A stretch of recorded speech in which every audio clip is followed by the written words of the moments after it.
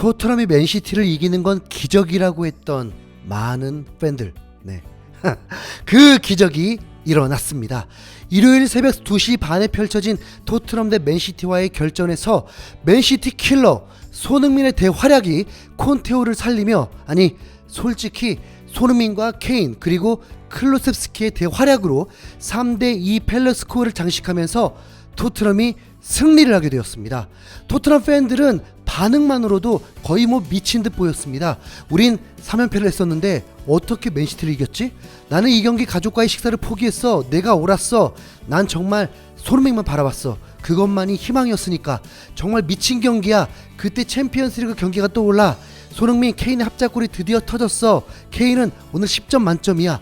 토트넘의 승리는 손으로부터 시작된다. 손의 날카로운 크로스는 매우 깔끔했어. 네. 왜 이런 반응이 나왔느냐? 경기가 시작되고 전반 4분 만에 토트넘의 득점이 터졌습니다. 케인, 손흥민의 합작골이 나올 수 있었던 골이었는데 먼저 데이비스가 미드필더 케인에게 패스를 넣어주었고, 케인이 단번에 킬 패스를 선보이면서 손흥민의 단독 찬스 상황이 일어났습니다. 지난 시즌 정말 많이 봐왔던 장면이 드디어 나왔습니다. 손흥민은 단독 드리블로 득점 일보 직전까지 갔습니다. 그런데 골대 각도와 골키퍼까지 1대1이 되면서 손흥민이 고민을 하게 되었고, 그래도 슈팅을 당연히 할 줄 알았는데 애매한 클루셉에게 패스를 하게 되었습니다. 솔직히 순간은 양보가 아니라고 느껴져서 살짝 당황했지만 그 패스는 완벽한 선택이었습니다. 클루셉스키가 마치 훈련하듯 여유롭게 맨시티 수비수 가랑이 사이로 킥을 하며 데뷔골을 터뜨리게 되었습니다. 손흥민이 클루셉스키에게 힘을 주기 위한 이타적인 플레이였던 것이죠.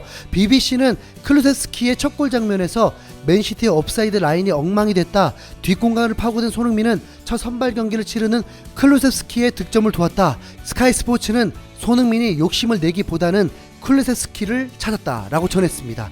그 이후 맨시티는 정신 차리고 마치 폭격을 하듯이 골문을 두들겼습니다. 정말 토트넘이 안타깝게 보일 정도였습니다.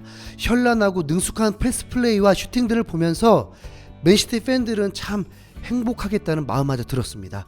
그리고 전반 36분 맨시티 귄도안이 요리스의 살짝 아쉬운 판단력에 득점을 하게 되었습니다. 여러분, 요리스를 깔 수는 없습니다. 네, 이후 미친 활약들이 있었으니까요. 전반전을 1대1로 마치면서 맨시티는 슈팅만 10개를 때렸고 토트넘은 슈팅 2개 중에 유효 슈팅 1개였습니다.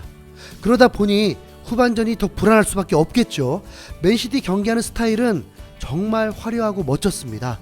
하지만 불안하다고 하지만 그것도 토트넘 작전의 일부였습니다. 축구라는 게 슈팅한다고 무조건 들어가는 게 아니니까요. 네, 토트넘의 벽은 매우 높았습니다. 확실히 다이어가 있으니까 정말 달랐습니다. 로메로는 진정한 전사 같았습니다. 후방을 책임진 선수들 덕분에 다시 앞서 나가는 골이 후반 13분 손흥민 때문에 나오게 됩니다. 이번엔 에메르송이 미드필더 케인에게 또 패스를 했고, 케인은 손흥민에게 크로스를 날렸습니다. 그런데 그게 좀 짧았는데 이어서 세세뇽이 받게 되었고, 세세뇽이 손흥민에게 패스를 했는데 그 사이 케인이 박스 안으로 들어오면서 사인 딱 봤더니 순식간에 수비를 무너뜨리고 침투해서 완벽한 득점을 만들었습니다. 손흥민과 케인 합작골로 역대 프리미어리그 콤비 합작골도 타이를 만들게 되었습니다. 이 합작골은 결코 국내에서만 중요하게 생각하는 게 아닙니다. 현지 중계진조차도 득점이 나오자마자 바로 손흥민 케인 합작골이라고 외쳤고, 펩이 충격받았다, 정말 좋은 타이밍의 골이었다, 심지어 경기가 끝나기도 전에 팀의 3연패를 끊었다고까지 했습니다. 네. 경기가 이렇게 끝나면 얼마나 좋을까요? 2대1 승리가 굳혀지고 있는 상태로 경기 10분 남기고 손흥민이 모우라와 교체되었습니다. 당연히 4-2로 번리와의 원정 경기를 대비하고 관리 차원이었습니다. 그런데 지난 시즌 유독 손흥민이 빠지면 실점하는 경기 많았던 거 기억하시죠? 후반 90분에 맨시티의 동점골이 황당하게 나오게 됩니다. 후반 43분 맨시티는 계속 골문을 두드리고 있었는데 왼쪽으로 날아온 크로스를 바로 찔러주려 한 패스가 로메로의 몸에 맞았는데 그게 알고 보니 팔에 맞은 것이 VAR을 통해서 발각되고 페널티킥이 선언되었습니다. 네, 근데 괜히 로메로가 밉지 않았습니다. 이미 매우 잘해주었고 필사적인 투지에서 나온 결과론 같았습니다. 결국 마레즈가 완벽한 득점을 보였고 이젠 자칫 역전패까지 당할 수 있다 보니 콘테 감독조차도 수비수를 투입시켰습니다. 당연히 뭐 동점이라도 지키겠다는 거라고 생각했죠. 네, 그런데 콘테 감독은 아니었습니다. 포백으로 전환해서 데이비스까지 공격할 수 있게 만든 것이었습니다.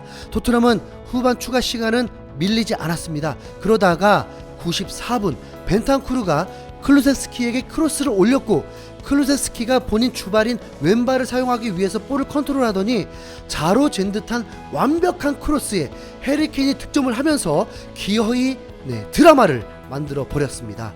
그간 케인은 맨시티를 상대로 활약이 너무 미비했는데 손흥민과 클루세스키의 지원으로 멀티골을 넣게 되었습니다. 뭐 사실 해트트릭도 가능했습니다. 후반전 이미 2대1로 앞선 상황에서 손흥민이 킬패스를 또 찔러주고 골키퍼 1대1까지 되었는데 골과 다름없는 걸 놓치게 되었고 한 번은 득점까지 되면서 난리가 났는데 득점 전에 이미 옵사이드였다는 VAR 판정이 나오면서 득점이 취소가 되었습니다. 토트넘은 97분 동안 슈팅 6개 중에 5개가 유효 슈팅이었고 3득점이 나오면서 슈팅 대비 득점이 50%가 되었습니다. 점유율이 더 놀랍습니다. 거의 2대8에 육박한 경기에서 토트넘은 3골이나 넣은 것입니다. 특히 케인의 마지막 극장골에서는 콘테 감독이 마치 어린아이같이 뛰면서 코치진들과 포효하는데 솔직히 뭉클했습니다. 토트넘 최근 리그 3연패가 콘테 탓도 아니었고 충격적이었으니까요. 하지만 그 패배들이 토트넘을 더욱 독하게 만들었고 기어이 전문가들의 기대와 완전 빗나간 펠레스코어로 그것도 원정에서 승리를 하게 되었습니다. 이 경기에서 이 어시스트를 기록한 손흥민은 케인과 함께 히어로 인터뷰를 하게 되었습니다. 우리는 뛰어난 선수들과 코칭 스태프를 가지고 있다.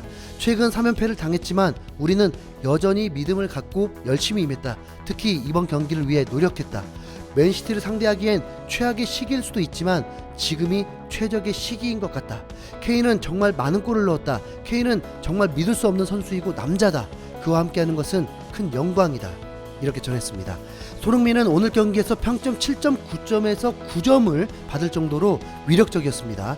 맨시티는 뭐 아쉽게 패배한 것이 아닙니다. 그냥 토트넘의 완벽한 승리였습니다.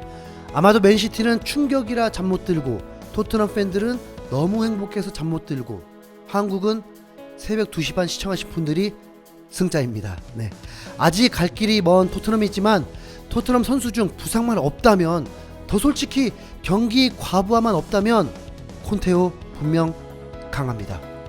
이 승리로 토트넘이 승승장구해주길 바라봅니다. 오늘 히어로들 손흥민, 케인, 클루세스키, 다이어, 로메로, 요리스, 데이비스, 에메르송, 벤탄쿠르, 호이베르, 세세뇽까지 수고했습니다. 이상 흰수염고래였습니다.